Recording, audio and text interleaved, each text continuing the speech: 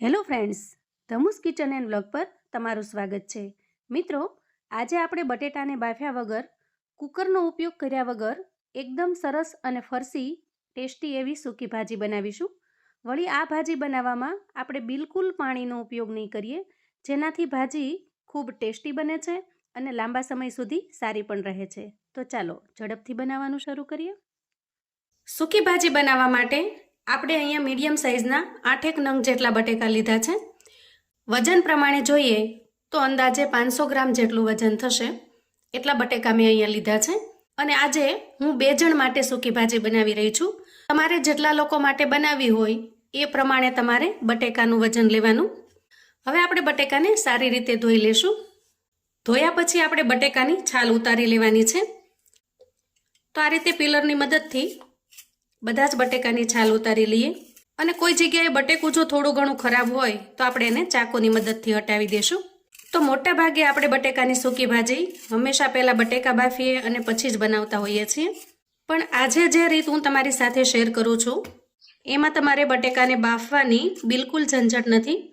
ફટાફટથી માત્ર 5 મિનિટની અંદર તમે સૂકી ભાજી બનાવીને તૈયાર કરી શકો છો. આપણે સૂકી ભાજી 2 પ્રકારની બનાવીએ છીએ.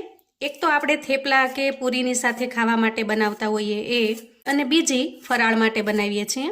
અને બંનેના મસાલા પણ થોડા અલગ હોય છે. હવે જુઓ, બધા જ બટેકાની આપણે છાલ ઉતારી અને તૈયાર કરી લીધા છે. હવે આપણે બટેકાને સમારી લઈશું. તો અહીંયા બટેકાને આપણે આ રીતે મીડિયમ સાઇઝમાં સમારવાના છે. બાફેલા બટેકાને જે રીતે સમારીએ છીએ એના કરતાં થોડા નાના પીસ કરવાના. આ રીતે પીસ કરવાના છે. આજે જે આપણે સૂકી ભાજી બનાવીશું એ એકદમ અલગ અને નવી રીતે બનાવીશું. આ ભાજીને તમે ફરાળમાં પણ ખાઈ શકશો અથવા તો થેપલા કે પૂરીની સાથે પણ એન્જોય કરી શકશો. હવે સમારીને તૈયાર કરેલા બટેકાને આપણે ફરી એક વખત ધોઈ લેવાના છે ખૂબ સારા પાણીથી. હવે ધોઈને તૈયાર કરેલા બટેકાને આપણે એક મિક્સિંગ બાઉલમાં એડ કરીશું અને એના અંદર પાણી એડ કરીશું. અહીંયા બટેકા ડૂબી જાય એટલું આપણે પાણી નાખવાનું છે. અને ત્યાર પછી એમાં 1 ચમચી જેટલું મીઠું એડ કરીશું. અને ચમચીની મદદથી મીઠાને આપણે સારી રીતે મિક્સ કરી લેવાનું છે. આ રીતે બટેકાની અંદર મીઠું નાખવાથી 2 ફાયદા થાય છે. એક તો બટેકા ઝડપથી ચડી પણ જશે અને જે એનો ટેસ્ટ છે એ એકદમ સરસ મીઠાશવાળો બનીને તૈયાર થશે.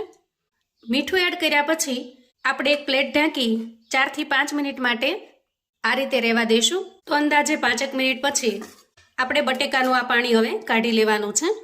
તો હવે આપણે જઈશું ગેસ તરફ. તો અહીંયા ગેસ ઓન કરીશું અને ગેસ પર એક કડાઈ મૂકીશું. અને કડાઈ થોડી ગરમ થાય એટલે એક નાની વાટકી જેટલા શિંગદાણાને આપણે શેકી લેવાના છે. શિંગદાણાને એકદમ ધીમી ફ્લેમે થોડા ઘણા શેકી લેવાના છે. તો અંદાજે અડધી મિનિટ શેક્યા પછી એક પ્લેટની અંદર કાઢી લઈએ. હવે આપણે ગરમ કડાઈની અંદર 1 ચમચા જેટલું તેલ એડ કરવાનું છે. અને તેલ થોડું ગરમ થાય એટલે આપણે તૈયાર કરેલા બટેકાને એડ કરી દઈએ. અહીંયા આપણે સ્વાદ પ્રમાણે મીઠું એડ કરીશું અને સારી રીતે મિક્સ કરી લઈશું. તો ખાસ કરીને આ રીતે બટેકા બનાવવા હોય તો તમારે થોડી જાડા તળિયાની કડાઈ પસંદ કરવાની અથવા તો નોનસ્ટિક પેન પસંદ કરવાનું. એનાથી બટેકા તળિયે ચોંટી નહીં જાય અને એકદમ સરસ બફાઈને તૈયાર થઈ જશે. જો અહીંયા મીઠાને આપણે સારી રીતે મિક્સ કરી લીધું છે. હવે આપણે કડાઈ પર ઢાંકણ ઢાંકી દઈશું અને આ રીતે આપણે 3 થી 4 મિનિટ સુધી બટેકાને થવા દેવાના છે. વચ્ચે જરૂર પડે ત્યારે 1-8 મિનિટે આપણે ચલાવી લેવાનું, જેથી કરીને બટેકા નીચે ચોંટી ન જાય. હવે જુઓ, અંદાજે 3 મિનિટ પછી આપણે ચેક કરી લઈએ. તો અહીંયા જોતા જ દેખાઈ રહ્યું છે કે બટેટા એકદમ સારી રીતે ચડી ગયા છે. બટેકા નીચે ચોંટી ન જાય એટલા માટે આ 3 મિનિટમાં મેં 2 થી 3 વખત બટેકાને ચલાવી લીધેલા. અહીંયા આપણે ચાકુની મદદથી ચેક કરીએ. જુઓ, અહીંયા હું તમને હાથની મદદથી મેશ કરીને બતાવું. જુઓ, એકદમ સારી રીતે ચડી ગયું છે. અહીંયા ગેસની ફ્લેમને આપણે બંધ કરીશું અને તૈયાર થયેલા બટેકાને આપણે એક પ્લેટમાં કાઢી લઈએ.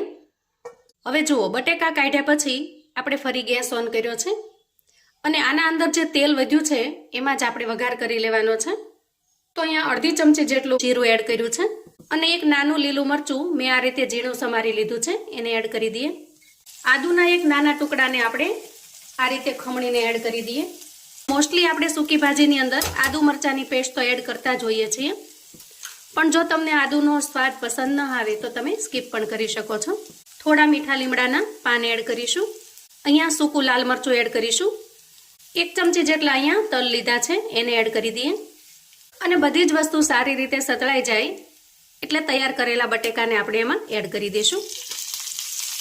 તો આ રીતે તૈયાર કરેલા બટેકાની અંદર થોડું ઘણું તેલ તો હોય જ છે એટલે આપણે વધારે તેલ એડ કરવાની પણ બિલકુલ જરૂર નહીં પડે. ત્યાર પછી એડ કરીશું શિંગદાણા, જે આપણે શેકીને તૈયાર કરેલા હતા એને મેં થોડા ક્રશ કરી લીધા છે, એને એડ કરી દઈએ. અડધી ચમચી જેટલી અહીંયા હું ખાંડ એડ કરું છું, કેમ કે એકદમ સરસ ખાટો મીઠો ટેસ્ટ હશે તો જ સૂકી ભાજી આપણને ટેસ્ટી લાગશે. થોડી કોથમીર એડ કરીશું અને થોડી અમથી 5 ચમચી જેટલી આપણે અહીંયા હળદર એડ કરીશું અને બધી જ વસ્તુને આપણે સારી રીતે મિક્સ કરી લઈએ. તો અહીંયા વ્રત ઉપવાસની અંદર જો તમે હળદર ન ખાતા હો તો તમારે આદુ અને મરચાંની પેસ્ટ નાખવાની, હળદરને સ્કીપ કરી દેવાની. જુઓ એકદમ સરસ મજાની આપણી સૂકી ભાજી બનીને તૈયાર છે. આ ભાજીને આપણે એકદમ ચટપટો ટેસ્ટ આપવો છે માટે આપણે અહીંયા અડધા લીંબુનો રસ એડ કરીશું.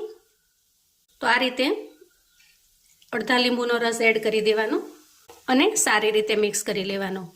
તો તીખાશ માટે હું બિલકુલ અહીંયા લાલ મરચું પાવડર વાપરતી નથી, કેમ કે આપણે ફરાળમાં પણ ઉપયોગમાં લેવાના છે. તીખાશ માટે આપણે અહીંયા લીલા મરચાંનો ઉપયોગ કરેલો છે. અને જો તમારે થેપલા કે પૂરીની સાથે આ સૂકી ભાજી ખાવી હોય તો અહીંયા તમે થોડો ગરમ મસાલો પણ એડ કરી શકો છો, એનાથી ખૂબ જ સરસ ટેસ્ટી લાગશે. તો જુઓ એકદમ ટેસ્ટી અને બિલકુલ બાફવાની ઝંઝટ વગર સૂકી ભાજી બનીને તૈયાર છે. ખૂબ જ મજેદાર એવી ભાજીને હવે આપણે સર્વ કરી લઈએ. તો જુઓ એકદમ ફટાફટ બનતી ખૂબ જ ટેસ્ટી એવી સૂકી ભાજી તૈયાર છે. અને આ રેસીપી જોયા પછી તમને ક્યારેય સૂકી ભાજી બનાવવાનો કંટાળો નહીં આવે, કેમ કે એકદમ ઝડપથી માત્ર 5 મિનિટની અંદર તમે આ બનાવીને તૈયાર કરી શકો છો. ખૂબ જ ટેસ્ટી અને એકદમ મજેદાર લાગે છે. વળી બટેટા બાફવાથી બટેટા જે એકદમ ચીપચીપા અને ચીકણા થઈ જાય છે એ આ રીતે બનાવવામાં બિલકુલ નહીં થાય અને એકદમ સરસ છૂટી છૂટી અને ફરસી એવી સૂકી ભાજી બનીને તૈયાર થાય છે. મિત્રો આ રીતે તમે ક્યારેય જો સૂકી ભાજી બનાવીને ટ્રાય ન કરી હોય તો મારા કહેવાથી એક વખત ચોક્કસથી બનાવજો. ખરેખર આ રીત તમને ખૂબ જ પસંદ આવશે. તો જ્યારે પણ વ્રત ઉપવાસ હોય અથવા તો બહારગામ પ્રવાસ પિકનિક માટે પણ તમારે જો સૂકી ભાજી બનાવવી હોય તો ફટાફટથી તમે આ બનાવીને તૈયાર કરી શકો છો. વળી બટેકાની અંદર પાણીનો ભાગ ન હોવાથી એકદમ મોઇસ્ચર ફ્રી બને છે એટલે ઝડપથી બગડવાની પણ તમારે ચિંતા રહેતી નથી, કેમ કે અહીંયા બટેકાને આપણે પાણી નાખ્યા વગર એકદમ સરસ તેલની અંદર ફ્રાય કરી અને બાફી લીધા છે. જુઓ એકદમ સરસ ચડી પણ જાય છે. તો મિત્રો હવે વાર શેની, જ્યારે પણ સૂકી ભાજી બનાવી હોય ફટાફટથી અને ઝડપથી બાફવાની ઝંઝટ વગર, કુકરના ઉપયોગ વગર તમે સૂકી ભાજી બનાવીને તૈયાર કરી શકો છો અને એન્જોય કરી શકો છો. તો આવું અવનવું જાણવા માટે અને મને સપોર્ટ કરવા માટે ચેનલ પર જો તમે નવા છો તો પ્લીઝ ચેનલને સબસ્ક્રાઈબ કરો. વિડીયો ગમે તો લાઈક અને શેર કરો. તમારા સગા સંબંધી મિત્રોને પણ આપણી આજની આ ઇન્સ્ટન્ટ અને બાફ્યા વગરની સૂકી ભાજીની રેસિપી ચોક્કસથી શેર કરજો, જેથી એ લોકો પણ બનાવીને તૈયાર કરી શકે, એન્જોય કરી શકે અને એના પરિવારને પીરસી શકે. કોમેન્ટમાં મને ચોક્કસથી જણાવજો મિત્રો કે આજની બિલકુલ બાફ્યા વગર અને કુકરના ઉપયોગ વગરની સૂકી ભાજીની રેસિપી તમને કેવી લાગી છે. ફરી મળીશું એક નવી રેસિપીમાં. ત્યાં સુધી આવજો મિત્રો.